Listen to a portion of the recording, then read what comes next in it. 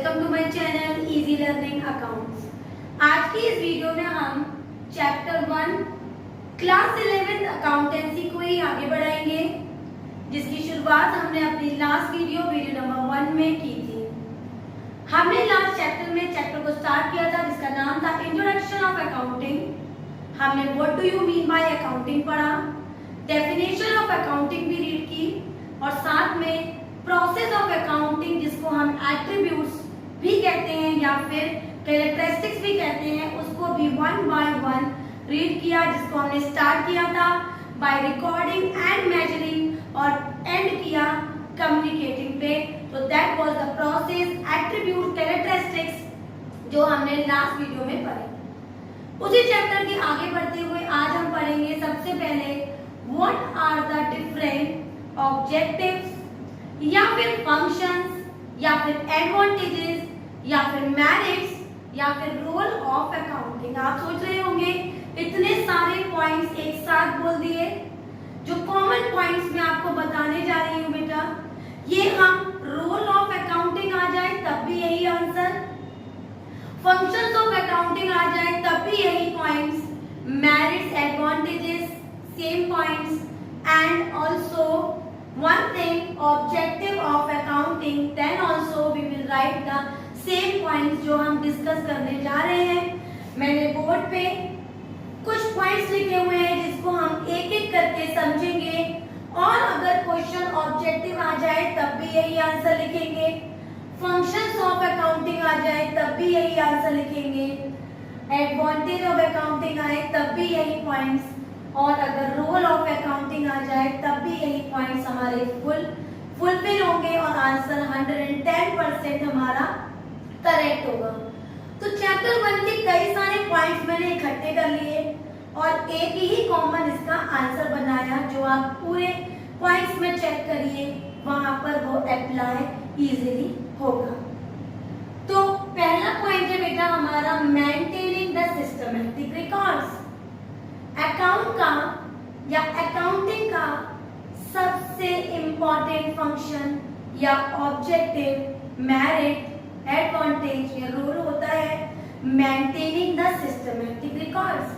जिस रिकॉर्ड्स को मेंटेन करने की स्टार्टिंग हम जनरल की बुक से करते हैं, लेजर में उनको पोस्ट करते हैं, ट्रायल बैलेंस एक मिनी बैलेंस शीट बनाते हैं, ट्रेडिंग एंड P&L अकाउंट से ये कैलकुलेट करते हैं whether we are having the net profit और नेट लॉस, और बैलेंस शीट से एक्चुअल पोजीशन आइडेंटिफाई करते हैं। तो systematically we are maintaining the records. तो one of the important objective और any point which we have written is maintaining the systematic records. Second point है हमारा determines the true financial position. Accounting also identifies or determines the actual position of the organization, business या फिर any company or any enterprise. When we are maintaining the records, we calculate many things. We find the profit, loss, many things we find about the company. And by calculating each and everything, finally we identify what is the actual position of that particular business. So this is also the function, objective, merit or advantage and role of accounting. So second point है हमारा determines the true position. कभी भी wrong position accounting में नहीं determine होती, वो हमें actual position, actual and fine exact position बताता है कि हमारी ऑर्गेनाइजेशन किस पोजीशन में है, बेनिफिट में है, प्रॉफिटेबल है या लॉसेस में। ठीक है। The third point is assistance to management. जब मैनेजमेंट वर्क करता है, चाहे वो अबव लेवल हो, मिडिल हो या लोअर लेवल, जब वो ये देखता है कि हाउ वर्किंग इज डन, तो उस हिसाब से बेटा डिसीजन लेता है। When, for example, अगर मेरी कंपनी लॉस में लगातार जा रही है, in that case I will take the decision to do all the necessary efforts to change its losses into profit.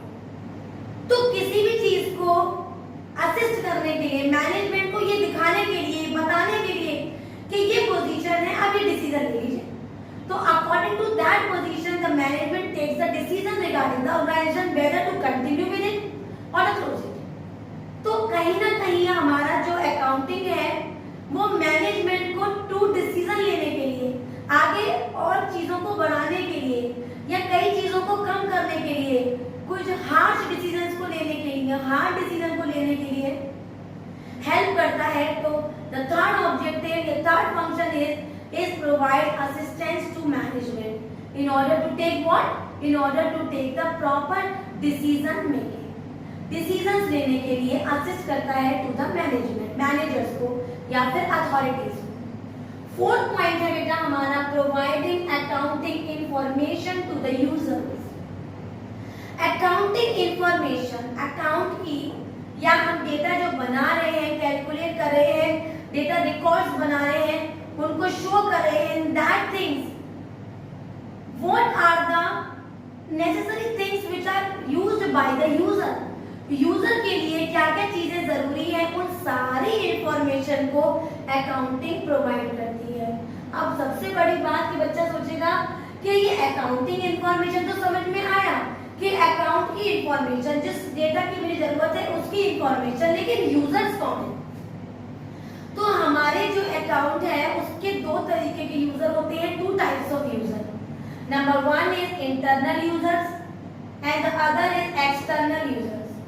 Internal users वो होते हैं जो हमारे ऑर्गेनाइजेशन में इंटरनली वर्क कर रहे हैं, जैसे मैनेजर्स, एम्प्लॉयर्स, एम्प्लॉइज, या फिर मैं कह सकती हूँ fourth grade workers. All those who are internally working in the organization are the internal users. And the second is external user.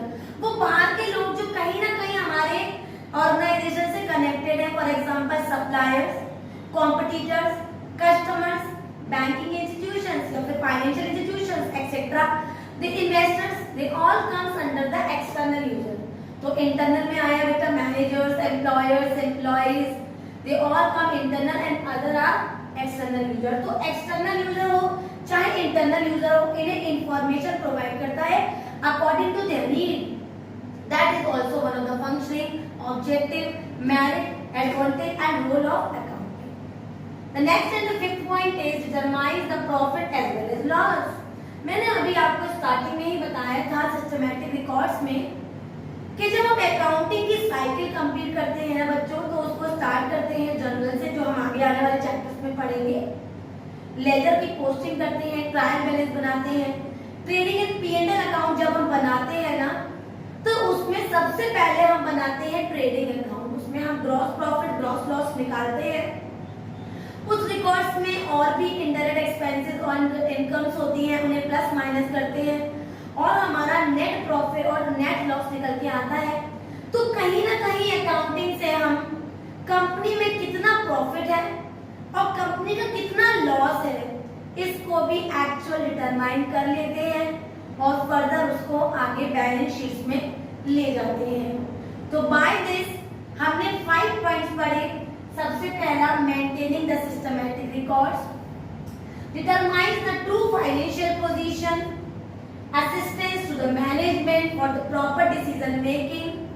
Fourth one is providing accounting information to the users, and the next is determines the profit as well as loss। किसमें? in the income statement, जिसका नाम मैंने आपको बताया trading and P&L account. आपको कोई जरूरत नहीं है इनको बहुत डिटेल में अभी पढ़ने की। अभी समझना शुरू करिए, धीरे धीरे जानने की कोशिश करिए कि हम आगे कैसे कैसे किन किन चीजों को ले रहे हैं। After 10 videos maximum the things are going easy and you will able to understand each and every word, क्योंकि this subject is new for you. ठीक है, तो इस तरह से हमने 5 पॉइंट्स पढ़े। एक बार अगेन मैं आपको बता देती हूँ, याद रखिएगा यही 5 पॉइंट्स हम ऑब्जेक्टिव में लिख कर आएंगे, फंक्शंस में भी यही, एडवांटेजेस में भी यही, मेरिट्स तो वही चीज होती है, एडवांटेज उसमें ही वही बेटा, एंड रोल ऑफ अकाउंटिंग में भी यही 5 पॉइंट्स हमारे एडजस्ट होंगे और हमारा सही आंसर माना जाएगा। इनके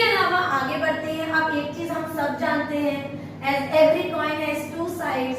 अगर किसी भी चीज की एडवांटेजेस हैं बहुत सारी, तो कहीं ना कहीं कुछ ना कुछ उसकी लिमिटेशंस भी होंगी, डिसएडवांटेजेस या मैं डीमेरिट्स कह सकती हूँ। तो देखते हैं one by one all the demerits और एडवांटेजेस पढ़ लिए। तो नेक्स्ट हम डिसएडवांटेजेस को रीड करेंगे, जिसको बेटा हम लिमिटेशंस भी मानेंगे, disadvantage and demerits of accounting. तो अगर एग्जाम में डिसएडवांटेज आ जाए या लिमिटेशन आ जाए, the answer will be same. Discuss करते हैं सबसे इंपॉर्टेंट लिमिटेशन जो हमारी अकाउंटिंग का होता है, वो होता है बेटा it ignores quality. That means अगर फॉर एग्जांपल मैं एक बात कहूँ कि Ram is a very good boy and Ram brought 50,000 rupees. Ram अच्छा है, बुरा है, गोरा है, काला है, whatever Ram is, but account को केवल मतलब है कि वो कितना पैसा लाया या कितना पैसा गया।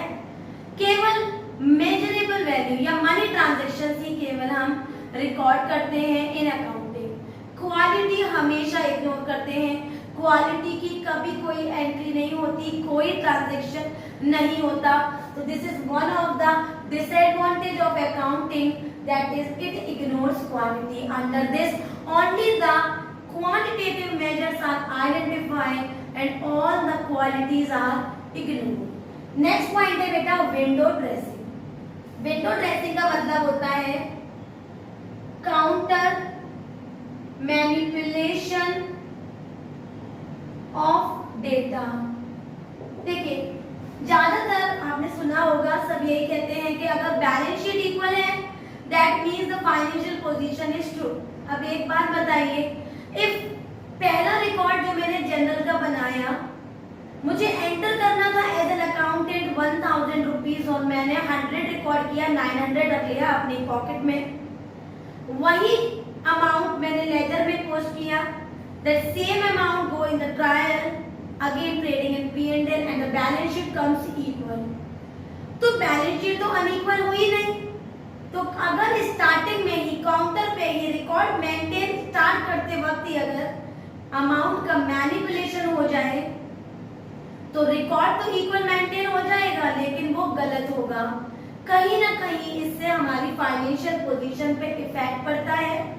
तो counter manipulation of data is also one of the disadvantage of accounting. The third point is based on historical information. कई ऐसे रिकॉर्ड्स होते हैं बेटा अकाउंट में जिसको हम अपने हिस्टोरिकल इंफॉर्मेशन के हिसाब से बना देते हैं, प्रेजेंट के बारे में नहीं देखते।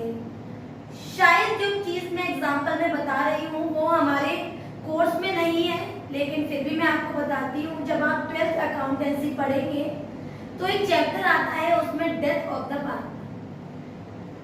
अगर पार्टनर क्लोजिंग हो गई 31 मार्च को, पार्टनर मरा 3 महीने बाद, तो हम जो प्रॉफिट या लॉस टिल डेथ निकालते हैं ना, बेस्ड ऑन प्रीवियस ईयर निकालते हैं। उसी चैप्टर में नहीं, कई ऐसी चीजें होती हैं जो हमें प्री डिटरमाइंड वैल्यू से प्रेजेंट वैल्यू डिटरमाइन करनी पड़ती है। एक बात बताइए, अगर प्रीवियस ईयर में लॉस है तो ये क्या कंपलसरी है क्या इस साल भी लॉस होगा? या प्रीवियस ईयर में प्रॉफिट है तो ये कंपलसरी नहीं कि इस साल भी प्रॉफिट होगा। लेकिन कभी कभी हम रिकॉर्ड बनाते में प्रीवियस ईयर के डेटा को ले लेते हैं या हिस्टोरिकल इंफॉर्मेशन पे बेस्ड रिकॉर्ड्स बना लेते हैं, तो ये भी गलत होता है। तो this is also one of the limitation of accounting. The third point is, fourth point sorry, accounting is non fully exact. Not fully exact का मीनिंग यहाँ पर इसलिए है बेटा, देखिए ज्यादातर हम जो रिकॉर्ड्स बनाते हैं जनरल में, लेजर में, उसकी एविडेंस हमारे पास होती है, सोर्स डॉक्यूमेंट होते हैं हमारे, उन एविडेंस को देखकर ही हम रिकॉर्ड बनाते हैं। पर कहीं ना कहीं कुछ ऐसे, सारे नहीं, कुछ ऐसे ट्रांजैक्शंस होते हैं जिनको हम एस्टिमेट कर लेते हैं, एस्टिमेट कर देते हैं कि एस्टिमेट कर रहे हैं ये प्रॉफिट होगा, एस्टिमेट कर रहे हैं ये लॉस होगा। तो कभी ना कभी कहीं ना कहीं रिकॉर्ड बनाते में हमें कुछ एस्टिमेशंस करने पड़ते हैं। उन एस्टिमेट वैल्यू की वजह से कभी कभी अकाउंटिंग फुल्ली एग्जैक्ट नहीं होता। तो this is also one of the limitation of accounting. तो हमने 4 लिमिटेशन पढ़े। सबसे पहला, इग्नोर्स क्वालिटी, क्वालिटी को इग्नोर कर देता है। Based on window dressing, counter manipulation हो जाता है डेटा का। बेस्ड ऑन हिस्टोरिकल इंफॉर्मेशन, कभी कभी प्रीवियस इंफॉर्मेशन को हमें लेना पड़ता है रिकॉर्ड बनाते में। और accounting is not fully exact, कहीं ना कहीं ये फुल्ली एग्जैक्ट नहीं होता, क्योंकि कुछ वैल्यू हमारी एस्टिमेट होती है। आगे वाले चैप्टर में, आगे आने पर हम एक चैप्टर पढ़ेंगे डेप्रिसिएशन, उसमें भी एनुअल डेप्रिसिएशन निकालने में हम estimated working life of the machinery इस टाइप का एक फॉर्मूला लगाएंगे। तो ये भी प्रूव करता है कि हम एस्टिमेट ही तो कर रहे हैं, तो एग्जैक्ट तो नहीं है ना, we are making estimating the value, so it is not fully exact. एक चीज और पढ़ेंगे आज, छोटा सा पॉइंट है, थोड़ा सा ब्रांचेस ऑफ अकाउंटिंग। हमारे अकाउंटिंग की ब्रांचेस कौन कौन सी होती हैं? तो बेटा बहुत ब्रांचेस होती हैं। हम 3 ब्रांचेस को डिस्कस करते हैं। पहली है फाइनेंशियल अकाउंटिंग, जो हम पढ़ रहे हैं, 11th में भी पढ़ेंगे, 12th में भी फाइनेंशियल अकाउंटिंग में हमें थोड़ा सा पॉइंट पार्टनरशिप में दिखेगा। और बेसिकली आगे भी ग्रेजुएशन लेवल में ये अकाउंटिंग हमारे साथ ही रहने वाली है, financial accounting. Next, financial accounting is accounting in which the money transactions are based on the basis of finance and towards the actual financial position of the business. तो ये basically financial position बताने के लिए बनाते हैं। Second is management accounting. It identifies the management and all the records are maintained on the basis of the management. This is known as management accounting. And the third one is cost accounting, जो cost per based होती है, cell पर, cost per, इन सभी चीजों को calculate करने के लिए कॉस्ट वैल्यू, सेल वैल्यू, इन फॉर्मूले को लगा के इन तरह से जब हम रिकॉर्ड्स बनाते हैं, and that type of record maintaining is comes under the cost accounting. तो ये 3 नाम याद रखिएगा, बहुत ज्यादा खास इंपॉर्टेंट पॉइंट नहीं है। There are many branches, but यहाँ हमने 3 ब्रांचेस डिस्कस की। फाइनेंशियल अकाउंटिंग जो कहीं ना कहीं फाइनेंस रिलेटेड होती है, cost accounting based on cost only, and management is basically based on the management workings. और भी चीजें हैं अभी इस चैप्टर में, जैसे difference between bookkeeping and accounting, accounting and accountancy, and characteristic of the qualitative information. These all things जो हम नेक्स्ट वीडियो में डिस्कस करेंगे और अपने फर्स्ट चैप्टर को फिनिश करेंगे। आज हमने पढ़ा ऑब्जेक्टिव्स, जिसको मैंने फंक्शंस, मेरिट्स, एडवांटेज और रोल सभी में कंबाइन कर दिया। आप भी ऐसा ही करिएगा। लिमिटेशंस और डिसएडवांटेज भी पढ़ा। ब्रांचेस नाम पढ़े, कौन कौन सी ब्रांचेस होती हैं। यूजर्स पढ़े, कौन कौन से यूजर्स होते हैं। अगर आपको वीडियो समझ में आई हो, सारे पॉइंट जो हमने न्यूमेरिकली नहीं थ्योरेटिकल डिस्कस किए वो आपको समझ में आए हो, क्लियर हो गया हो सारा पॉइंट्स, तो मेरी वीडियो को लाइक करें, शेयर करें और मेरे चैनल को सब्सक्राइब